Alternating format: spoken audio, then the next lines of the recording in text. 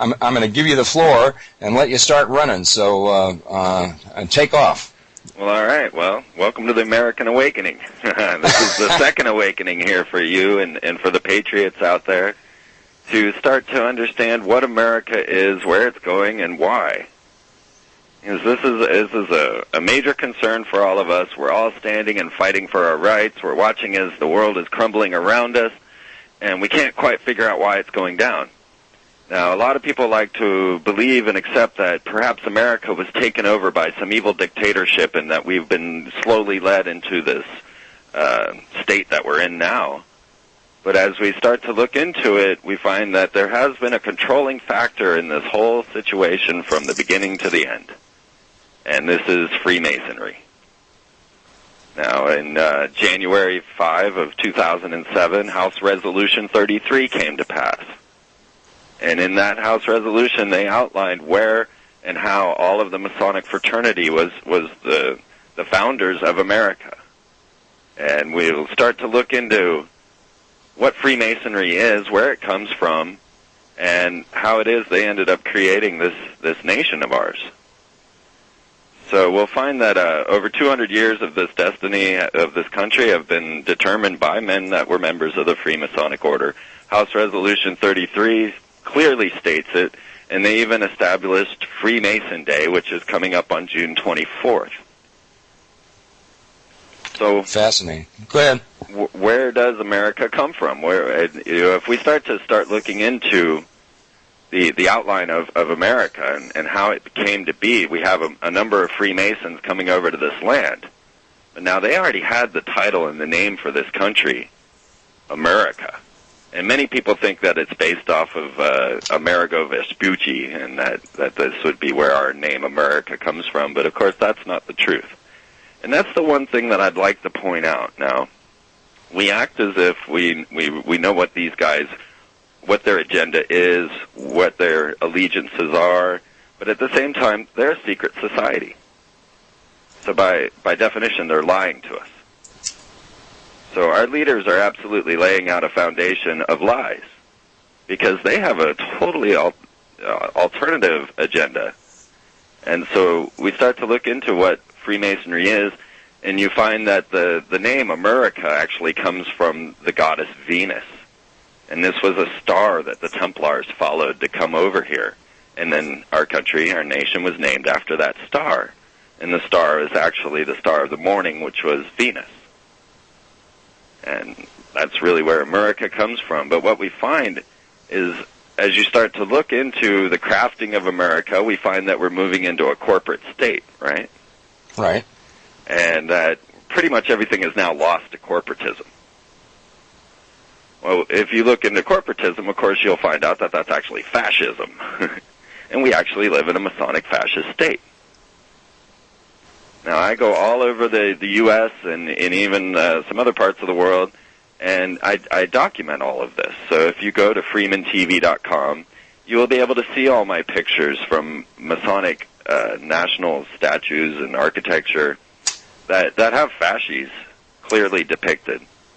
Many of their war memorials have the fasces, which is the axe with the sticks wrapped around it, which you'll find. Right. If we see George Bush behind a podium making a speech to the American people, I've seen those many times right behind the podium. Absolutely. These guys are fascists and collectivists. And their history is well hidden. Even they don't know their own history. You know? Why does that not amaze me? Yeah, go ahead. Yeah, the Masons have three histories. One that starts back in Atlantis, and this is bona fide, and you'll find this connection all over the place, the Atlantean connection. Right here in Austin, Texas, we have a statue of our goddess Columbia. Now, how many people pay attention to our goddess Columbia? Most people don't even realize we have a goddess. You know of Columbia, yes? I've seen some of your work, and I know the name has come up, but I have to admit, in that particular respect, I'm probably as naive as most other dumbed-down Americans, but I'm going to get an education on this show today, I can tell, along with the rest of the listening audience. So you've got the floor, sir. You run with it. I'm taking copious notes here, Freeman. All right. Well, hopefully those notes came through to your mail.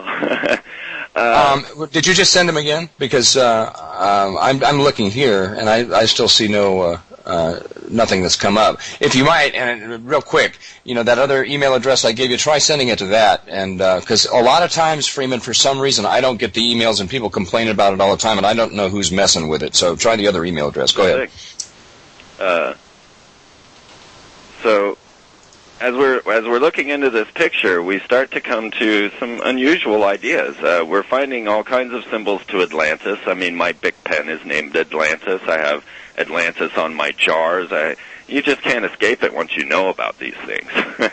And so in my world, I began to look into the corporate logos and the meaning of the corporate logos, and I started to outline these signs of allegiance. Now, what we're seeing in these corporate logos, perhaps you can consider them symbols of power. Certainly Albert Pike considers them symbols of power. He says that they even hold great power. Peculiar and divine powers, actually, was his quote. And so these symbols that we see on corporate logos all over the place are actually identified within Freemasonic rituals. So first of all, you have to know the Freemasonic ritual in order to decipher the logos. So those members that have been through the ritual, which is a death and resurrection ritual done around an altar in a closed room with boarded windows. They do not want you to know this stuff. These are your leaders. And we find that each of the corporate logos, as we go through them, especially gas stations and intelligence computers, such things as this, we start to find that there is a linking connection between all of the corporate logos that goes back to Freemasonic ritual. This is the reason Target's symbol is the sun sign, and Walmart's symbol is the pentagram, and AOL's symbol is the eye in the pyramid. And I could go on and on.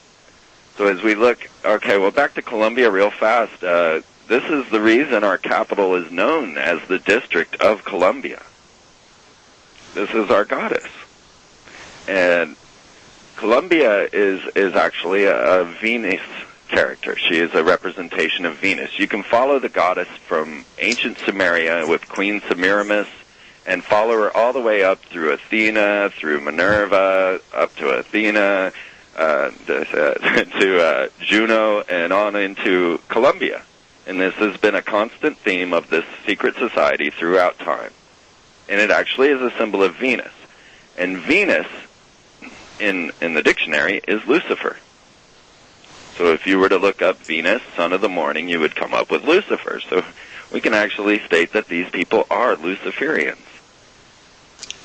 So you're telling. Wait, let me stop you. You're telling me that if I go to Webster's dictionary right now and I look up the definition of Venus, I'm going to find Lucifer in there. Look up the definition of Lucifer, and you'll find Venus. Okay. Can I do that on? Well, I'm going to do that online. You go ahead and continue. All right. Okay. So as we start to look at all the different logos, now consider our programming. We get programmed by the media daily, right?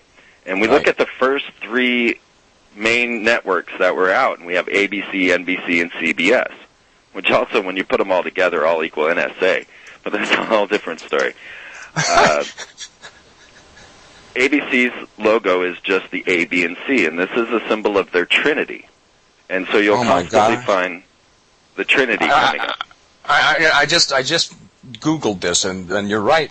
I just Googled in Lucifer, and it says the planet Venus when appearing as the morning star. Amazing. Okay, go. Now, who else was the morning star? This one's going to really stump you. ISIS.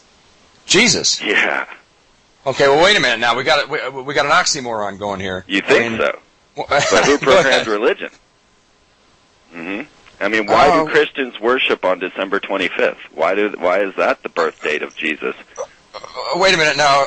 Let me pause for a second. I've got to crank up my mind because it's going to expand about 5 miles here, I can tell by the time we get through today. So go ahead. Let me see if I can find the exact biblical quote here. I should have it in my notes. So